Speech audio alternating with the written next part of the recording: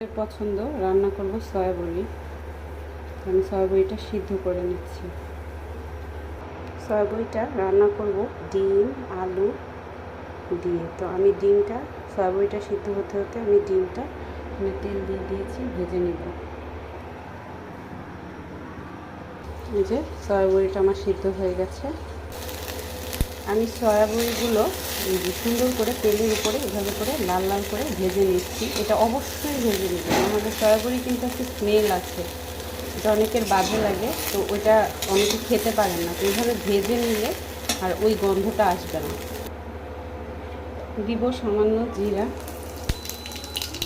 এরপরে দিব আমি পেঁয়াজ কুচি।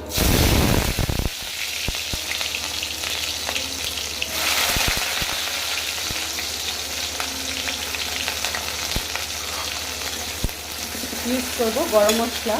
আপনারা এখানে গরম মশলার গুঁড়াটাও দিতে পারেন এবং আস্ত গরম মশলাও দিতে পারেন। আমি আস্তটা দিচ্ছি, আমার গুঁড়াটা আপাতত নেই স্টকে। পেঁয়াজটা লাল লাল হয়ে গেছে, এখন আমি আদা রসুন বাটা দিয়ে দিচ্ছি। দিয়ে আমি সকল ধরনের মশলা একটু ভেজে আমি সকল ধরনের মশলা দিয়ে দিব।